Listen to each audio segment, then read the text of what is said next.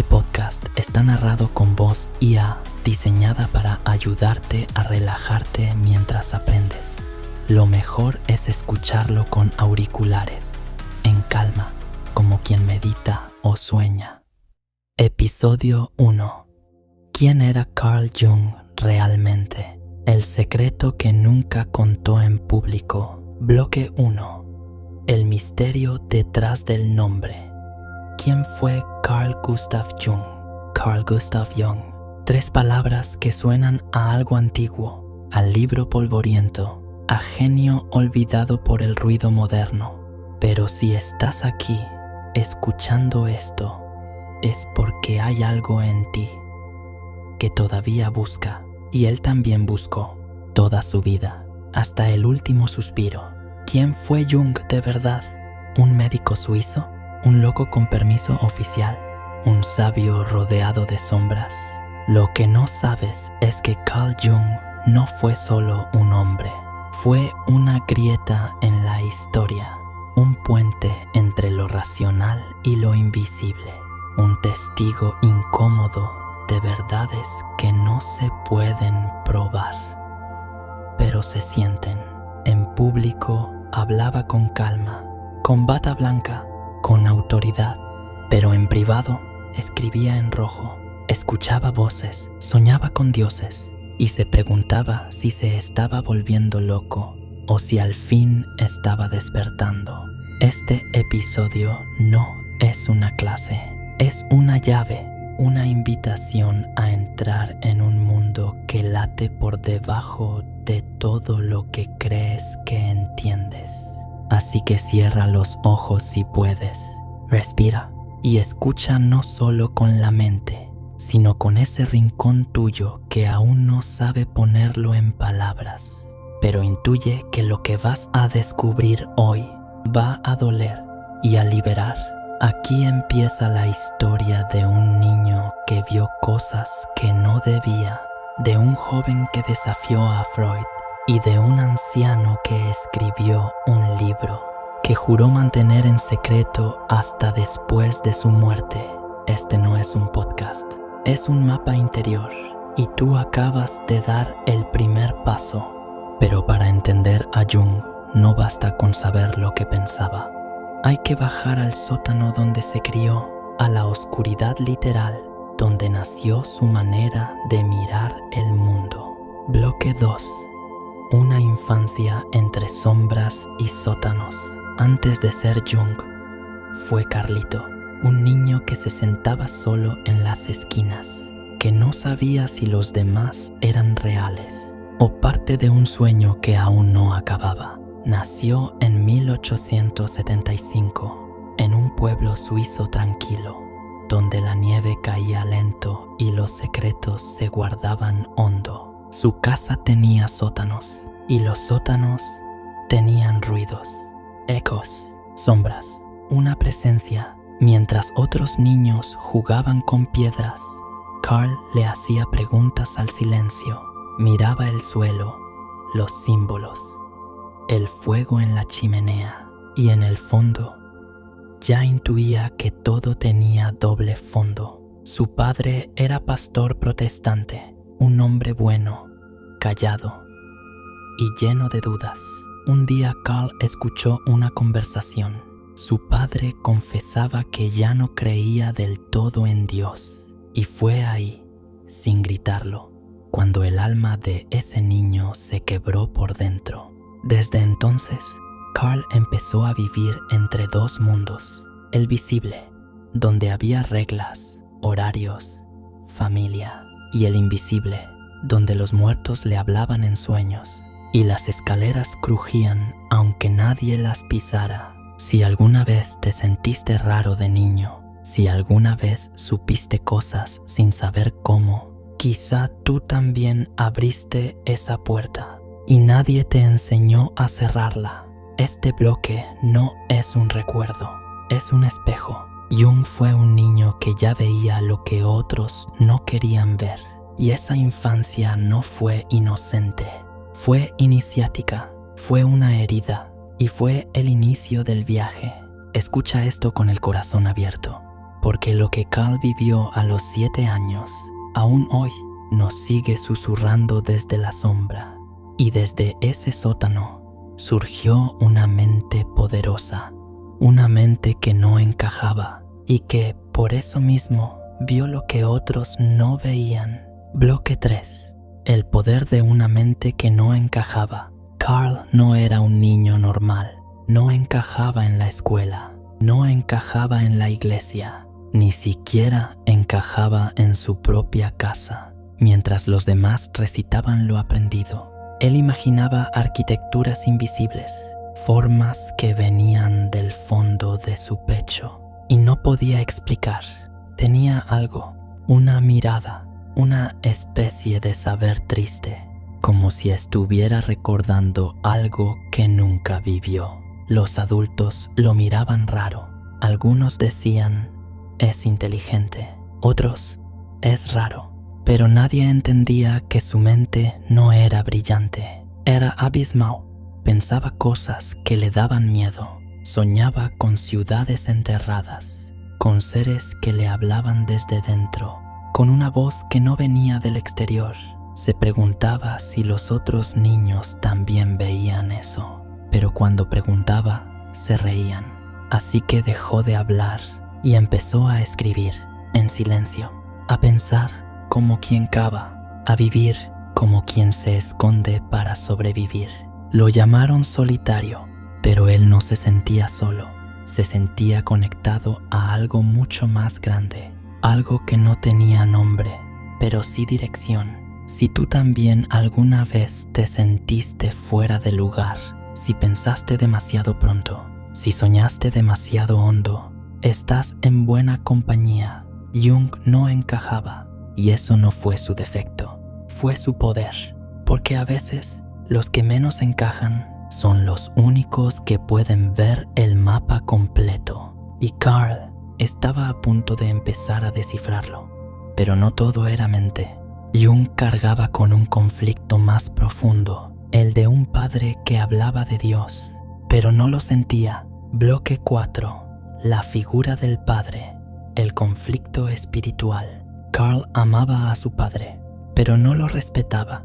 Era pastor, hablaba de Dios cada domingo, leía las escrituras, bendecía la mesa, pero por dentro estaba vacío. Carl lo notaba. Notaba que sus palabras no tenían raíz, que predicaba algo que no vivía y que dudaba en secreto, aunque nunca lo dijera en voz alta. Un día lo escuchó decir, no sé si creo realmente en lo que predico. Y esa frase fue una bomba. No explotó afuera, explotó adentro. Jung tenía apenas 11 años, pero entendió algo que muy pocos adultos aceptan, que uno puede vivir una vida entera sin creer de verdad en nada. Y eso fue lo que más lo asustó. No fue que su padre dudara de Dios, fue que no tuviera el coraje de admitirlo, de buscar, de rasgar el velo, de preguntarse en serio qué hay más allá. Desde ese día, Carl decidió algo. No fingiría, no repetiría palabras heredadas. Buscaría su propia verdad, aunque eso lo llevara al abismo. Y así fue. Mientras muchos aceptaban el dogma, él exploraba símbolos antiguos, textos gnósticos, rituales paganos y todo lo que pudiera devolverle el alma a lo sagrado. No renegó de Dios, renegó de la falsedad, del hábito de creer sin cuestionar, de orar con la boca y desconectarse del alma. Jung no fue un ateo, fue un buscador radical, y el primer ídolo que rompió fue el que encontró en casa, porque para llegar a lo profundo, a veces hay que desafiar al propio Padre, y no por rebeldía, sino por amor a lo real, a lo que vibra, quema y transforma. Y ese fuego ya había empezado a arder dentro de él. Y fue entonces cuando aparecieron las visiones, no metáforas, visiones reales, y la duda eterna estaba abriéndose al alma, o perdiendo la razón. Bloque 5. Primeras visiones. locura o apertura al alma. Tenía apenas 12 años y una imagen irrumpió en su mente como un relámpago. Una figura enorme, divina, que se sentaba en lo alto del cielo y defecaba sobre la catedral de Basilea, así, sin aviso, crudo, brutal, como un sacrilegio que no venía de él, pero que no podía ignorar. Se quedó paralizado. No sabía si lo había soñado, imaginado, o si algo más lo estaba usando como canal. Durante días vivió con miedo, no por la visión en sí, sino por el pensamiento. ¿Estoy perdiendo la razón? Pero a diferencia de otros, Carl no huyó de lo que vio, no lo reprimió, no lo juzgó, lo anotó, lo pensó, lo estudió. Ese fue el comienzo de una vida marcada por lo que él llamaba imágenes primordiales, sueños que no eran solo sueños, visiones que no eran invención, eran símbolos vivos, expresiones de algo más profundo que el yo, el inconsciente. A partir de entonces, supo algo esencial. No todo lo que rompe las reglas es locura, y no todo lo que la ciencia no explica es falso. Al contrario, a veces lo irracional guarda la llave de lo sagrado. Lo incomprensible es precisamente lo que abre la puerta al alma. Jung aprendió a escuchar esas visiones, a honrarlas, a tratarlas como mensajes, no como errores. ¿Y tú? ¿Alguna vez viste algo que no podías explicar? ¿Lo negaste o lo abrazaste? Este bloque es un llamado para recordar que no todo lo real es lógico y que la mente, cuando se atreve a mirar hacia adentro, puede volverse una ventana a mundos que no caben en la razón, pero que sanan, revelan y despiertan. Mientras otros admiraban, Jung cuestionaba, incluso en las aulas, incluso cuando todos callaban. Bloque 6.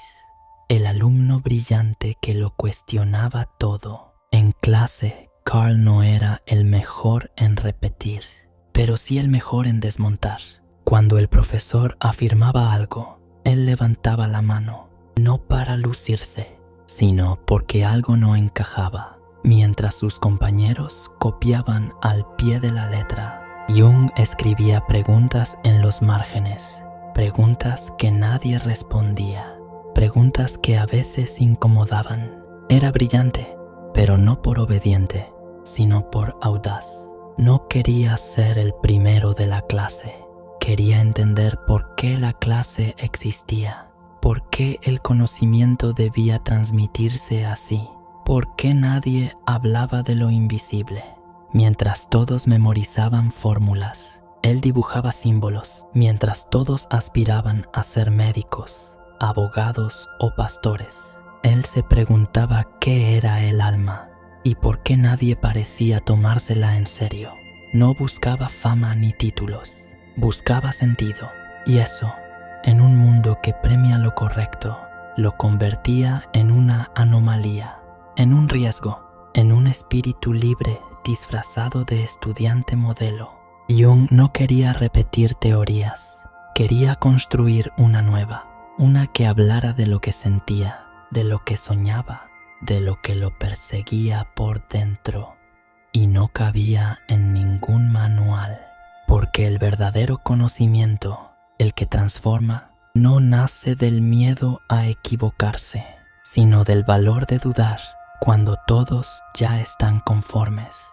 Y ese valor, ese fuego insatisfecho, lo acompañaría el resto de su vida. Y fue entonces cuando lo conoció, Freud, el padre del psicoanálisis, el encuentro que cambió su vida y que sembró una tensión inevitable. Bloque 7. Su encuentro con Freud, admiración y tensión.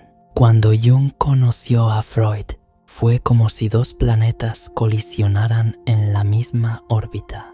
Uno era el padre del psicoanálisis, el otro, el heredero brillante con ideas propias. Hablaron durante 13 horas seguidas, sin pausas, sin máscaras, como si ambos supieran que algo irreversible acababa de comenzar. Jung admiraba su audacia. Freud veía en él al sucesor, un joven suizo capaz de expandir su legado más allá de lo que él mismo se atrevía a imaginar. Pero pronto, esa alianza empezó a tensarse. Jung no creía que todo girara en torno al sexo, ni que la religión fuera solo una neurosis. Veía algo más profundo, algo que Freud se negaba a tocar: el alma. Mientras Freud hablaba del ello, Jung escuchaba al símbolo. Mientras Freud temía lo irracional, Jung lo veneraba, y esa diferencia fue un abismo. Freud quería ciencia, Jung quería verdad, aunque doliera, aunque no encajara en los moldes académicos. El vínculo fue intenso, casi paternal, pero como todo lo auténtico, también fue frágil. Y el precio de la autonomía fue la ruptura, pero antes de separarse, ambos se marcaron para siempre. Porque a veces, incluso las relaciones que no duran, despiertan en nosotros la versión más valiente de quienes estamos destinados a ser. Y Jung, tras perder a su mentor, se encontró con algo aún más desafiante: su propia voz, esa que ya no podría callar. ¿Crees en los sueños? Jung sí, y uno de ellos lo tuvo antes siquiera de conocer a Freud. Un sueño profético. Bloque 8. El sueño premonitorio. Antes de conocer a Freud, Jung soñó con una casa antigua de varios pisos. En el sueño iba explorando cada habitación, el salón elegante, la biblioteca. Todo era refinado, burgués, hasta que encontró una trampilla, una puerta al sótano. Bajó. Allí, las paredes eran de piedra tosca. Más abajo aún, otro nivel y otro, hasta llegar a una cueva primitiva, con huesos, fuego y un aura sagrada. Se despertó agitado y entendió. Esa casa era él mismo. Cada piso, una capa de su psique, la parte racional, civilizada, encima, pero en el fondo, lo ancestral, lo instintivo, lo olvidado. Años después, ese sueño se volvería una brújula, porque mientras Freud se quedaba en los pisos de arriba, Jung quería bajar, quería excavar, explorar los niveles ocultos del alma humana.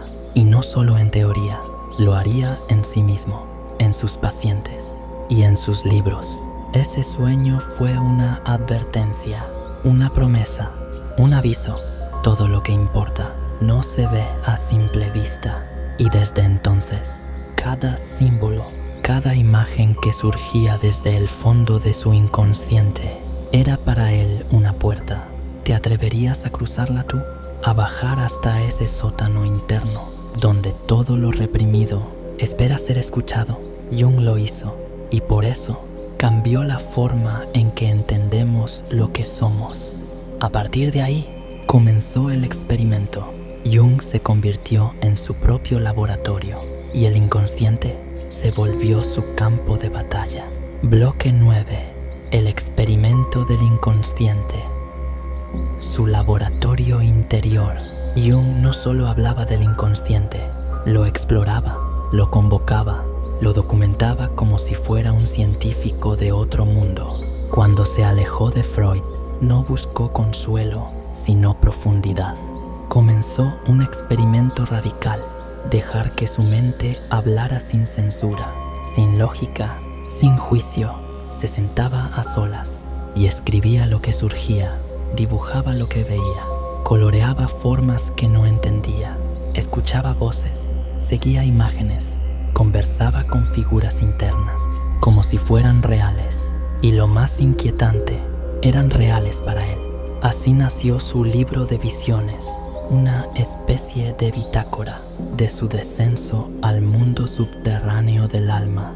Este no era un diario, era un mapa, un ritual, un proceso de transformación. Lo que encontró allí no eran respuestas fáciles, eran símbolos, arquetipos, fuerzas que lo sacudieron hasta la médula. Pero en vez de huir, se quedó y convirtió ese caos en conocimiento, ese miedo en método. Mientras el mundo lo veía como un loco, él se volvía pionero de una psicología que no anestesia, sino que despierta, porque entenderse no siempre es un acto racional. A veces es un viaje hacia lo salvaje, lo intuitivo, lo oscuro. Y Jung, en su laboratorio interior, decidió no encender la luz, sino aprender a ver en la oscuridad. Y un día apareció Filemón, una figura sabia, interior, autónoma, un sabio interior que lo cambió todo. Bloque 10. Filemón y la irrupción del sabio interior. En medio del caos de sus visiones, una figura empezó a aparecer una y otra vez, con barba larga, alas de halcón y ojos que lo atravesaban todo. Se llamaba Filemón y Jung no lo inventó, lo encontró. Era un sabio, una especie de guía interior que no le hablaba con ternura, sino con verdad. Filemón decía cosas que Jung mismo no entendía, pero que resonaban con una claridad inquietante. Le corregía, le advertía, le mostraba el límite de su ego y el abismo de su alma. Jung empezó a escribir sus conversaciones, a ilustrar sus encuentros y a escucharlo como se escucha al oráculo. Él tenía sabiduría que yo no tenía, diría años después. Para muchos, eso sería delirio. Para Jung, fue el inicio de algo sagrado. Filemón era más que una alucinación. Era la personificación de una verdad profunda que el consciente no podía formular por sí solo. Con él, Jung entendió que todos llevamos dentro una fuente de conocimiento ancestral, una voz que no grita, pero que insiste, un sabio que vive en lo invisible y que solo aparece cuando dejas de huir de ti mismo. ¿Y tú? ¿Has escuchado alguna vez esa voz que no eres tú, pero que sabe más de ti que nadie? Jung sí, y por eso ya nunca volvió a ser el mismo. ¿Y si lo que llamamos locura fuera en realidad una iniciación? Bloque 11. Enfermedad mental o iniciación mística. Afuera, silencio. Adentro, un torbellino, mientras el mundo lo veía como un genio en crisis. Jung vivía su noche oscura, una etapa donde ya no confiaba en la lógica, pero aún no dominaba el lenguaje del alma. Soñaba con diluvios, con serpientes, con muertos que le hablaban, y lo anotaba todo, no para escapar, sino para entender. ¿Estaba perdiendo la razón o estaba cruzando un umbral? Esa es la pregunta que divide a quienes lo estudian. Pero Jung no pedía permiso, se arrojó a la experiencia como un alquimista que se encierra con sus demonios para descubrir el oro interno. No fue una crisis cualquiera, fue un descenso voluntario, un viaje simbólico que en otras culturas se llamaría iniciación. El yo racional debía morir para que algo más profundo emergiera. Durante ese tiempo, Jung no curaba a otros, se curaba a sí mismo, y al hacerlo, descubría los arquetipos, las imágenes eternas que todos compartimos sin saberlo. Fue en esa locura donde encontró su mayor claridad, y por eso, años después, diría: gracias a esa experiencia, aprendí lo esencial de lo que sé sobre el alma humana, porque a veces la locura no es una enfermedad, sino un rito, y Jung fue uno de los pocos que sobrevivió al viaje y volvió con un mapa. Pero toda ruptura tiene un precio, y cuando rompió con Freud, Jung lo pagó con soledad, dolor y libertad. Bloque 12. La ruptura con Freud. Dolor, liberación y soledad. Durante años, Jung fue el heredero natural de Freud, el hijo intelectual, el favorito. Ambos Ambos compartían una obsesión: explorar lo invisible, lo reprimido, lo que nadie se atrevía a mirar. Pero Jung veía más allá del sexo y la infancia. Veía símbolos, veía alma, y cuando empezó a decirlo en voz alta, el puente entre ambos se rompió. No fue un simple desacuerdo, fue una fractura, una herida profunda. Jung perdió un maestro, un amigo, un espejo. Freud, herido, lo tachó de místico, y la comunidad científica le dio la espalda. Jung se quedó solo, pero libre. Esa ruptura fue su exilio y también su liberación, porque al dejar de ser el discípulo, se convirtió en el buscador, el que no necesita pertenecer, sino entender. Fue entonces cuando su verdadera obra comenzó, cuando ya no respondía a nadie, solo al llamado de su alma, y aunque la soledad dolía, era fértil.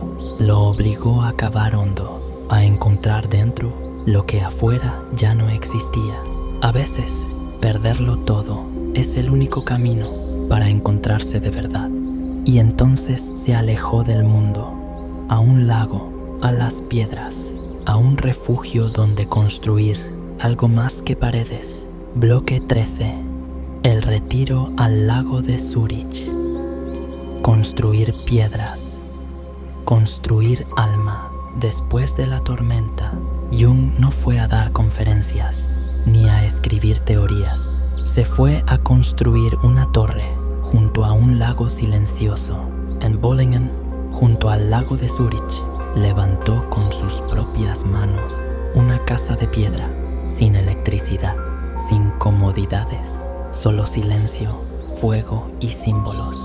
Cada muro, cada inscripción en la piedra era una conversación con su alma, un acto ritual, una arquitectura del espíritu. Allí no vivía el Dr. Jung, allí vivía el hombre que escuchaba a los sueños, el que necesitaba moldear su mundo interior en materia real. Mientras otros buscaban fama, él buscaba centro. Mientras otros acumulaban premios, él acumulaba símbolos. Dicen que hablaba con los árboles, que caminaba descalzo, que escribía sobre la muerte, como quien escribe sobre el amor. Bollingen no era un refugio, era su templo, su laboratorio, su alma hecha piedra. Y allí, sin público, sin alumnos, encontró una certeza simple: el conocimiento solo tiene valor si está enraizado en la vida. Por eso, construir esa torre no fue una pausa, fue parte del viaje. Jung se encontró a sí mismo, entre la locura de otros y entre la suya también. Bloque 14. Jung frente a la locura. Su experiencia como paciente y terapeuta. Jung no hablaba de la locura desde un pedestal, la conocía por dentro. Había sentido el abismo, había conversado con voces que no eran suyas, había dudado de su propia cordura, y justo por eso, cuando alguien llegaba a su consulta con los ojos turbios por el miedo, él no lo trataba como enfermo, lo trataba como viajero, un viajero atrapado entre dos mundos, el de afuera, que exige normalidad, y el de adentro, que pide ser escuchado. Jung sabía que el sufrimiento mental no siempre es patología. A veces es una ruptura, una transición, una señal de que algo profundo está pidiendo nacer. Por eso no intentaba curar demasiado rápido, no anestesiaba con palabras dulces. Escuchaba, esperaba, acompañaba el proceso. Él decía: la sombra que no se enfrenta se convierte en destino. Y en cada paciente veía un espejo, una oportunidad para entenderse más a sí mismo y a lo humano en general. Para Jung, el loco no era alguien a evitar, era alguien que aún no había encontrado el lenguaje para contar su verdad. Y tal vez eso es lo que todos somos, al menos por un tiempo. En ese silencio nació un libro prohibido, el libro rojo, un diario del alma en medio de la oscuridad. Bloque 15. El nacimiento del libro rojo en la oscuridad, en medio del silencio, cuando la ciencia lo había apartado y la fama ya no importaba.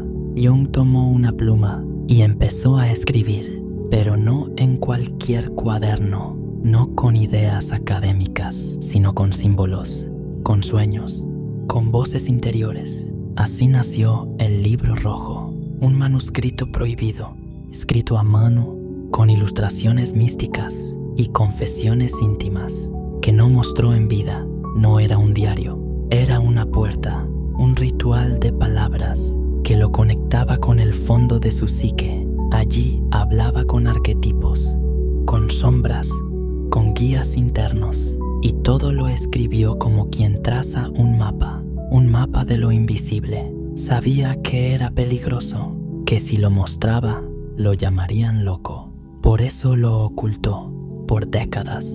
Solo después de su muerte, el mundo descubrió esa obra monumental, El corazón espiritual de Jung. Un libro que no buscaba explicar, sino evocar, que no era teoría, sino alquimia vivida, porque a veces la obra más valiosa no es la que publicas, es la que te transforma en secreto.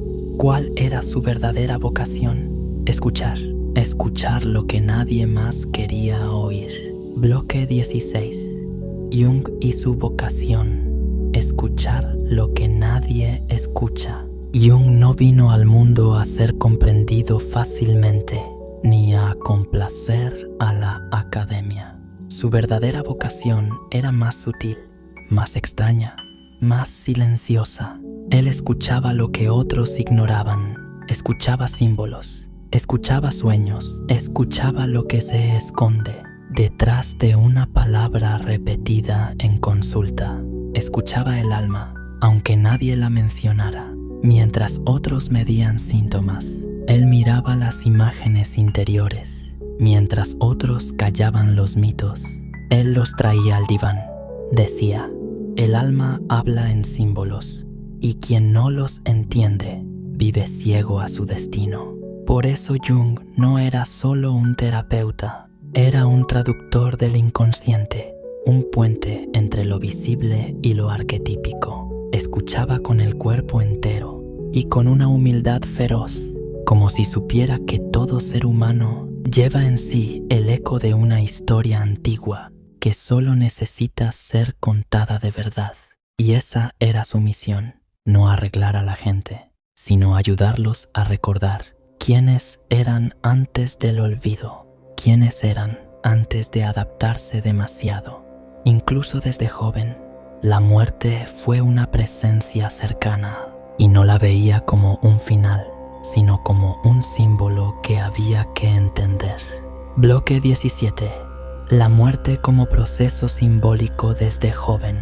Desde joven, Jung convivió con la muerte, no solo con la pérdida de seres queridos, sino con una sensación constante de frontera, de estar a un paso del otro lado, de no pertenecer del todo a este mundo. No temía a la muerte, temía no escuchar lo que la muerte venía a enseñar. Para él, morir no era desaparecer, era transformarse, era abandonar máscaras, era regresar al símbolo. Decía que muchos síntomas emocionales eran en realidad pequeñas muertes mal vividas. La muerte de un rol, de una creencia, de una etapa que no supimos dejar ir. Y así entendía la psique, como un ciclo continuo de vida y muerte simbólica. Cada sueño, cada crisis, cada sombra era una pequeña muerte y también un posible renacimiento. Por eso hablaba del duelo sin tabúes, del envejecimiento con reverencia, de la muerte como iniciación.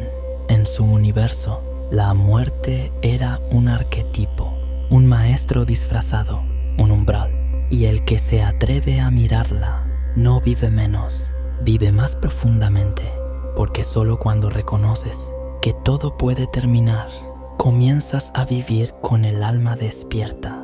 ¿Quién era realmente Jung? Cuando nadie lo veía, Las cartas, los miedos, las obsesiones íntimas lo cuentan. Bloque 18. El Jung íntimo.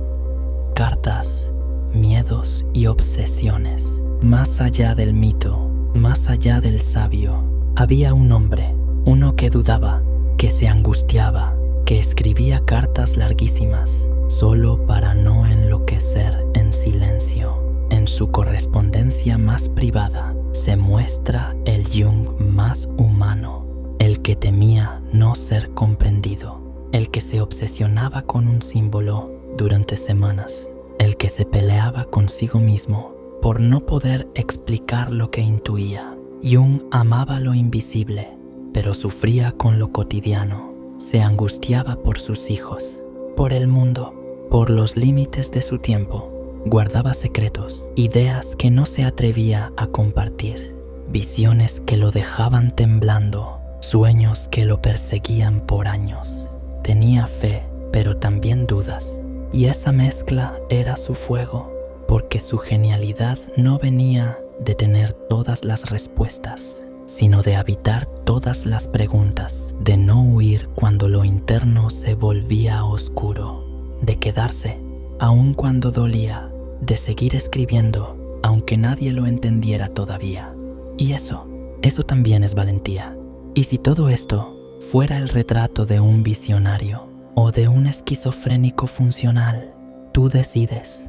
Bloque 19. ¿Fue Jung un visionario o un esquizofrénico funcional? Durante años, la pregunta flotó como un murmullo incómodo.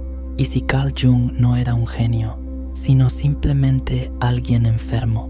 ¿Y si todas esas visiones, esas voces, esas figuras interiores eran síntomas y no símbolos? ¿Y si el libro rojo no era una obra mística, sino un desborde psicótico? Jung mismo lo sabía. Sabía que caminaba una línea fina entre la revelación y la locura. Y nunca se defendió. No necesitaba hacerlo, porque él vivía esa ambigüedad y la abrazaba. Decía que la locura no era el problema. El problema era no dialogar con ella. El problema era negarla, encerrarla, o temerle tanto que uno dejara de mirar adentro.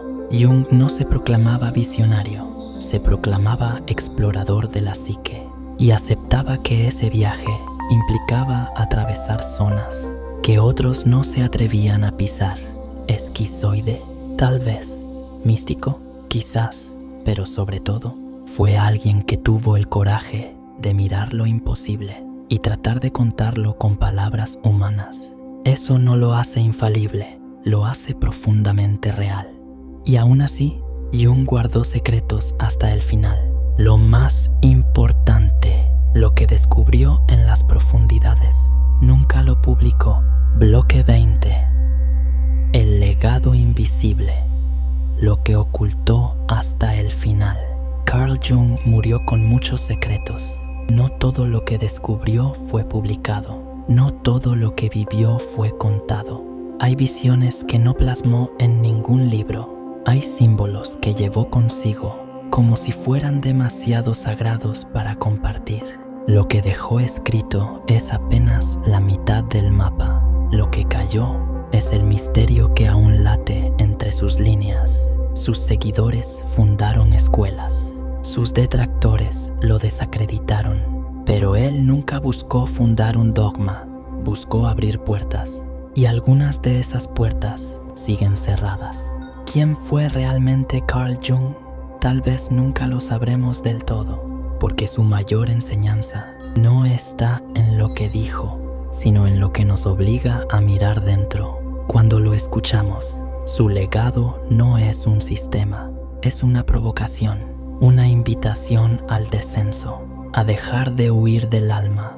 Y por eso, aunque el mundo cambie, aunque sus libros se digitalicen, aunque las modas pasen, Jung sigue vivo en cada símbolo que nos sacude, en cada sombra que decidimos enfrentar, en cada parte de nosotros que al fin nos atrevemos a escuchar. Si este episodio te hizo pensar, espera al siguiente, porque no solo hablaremos de Jung, Hablaremos de ti, de tu sombra, de tus sueños y de la parte de tu mente que vive a tus espaldas. Suscríbete, escucha el próximo y sigue explorando tu propio abismo.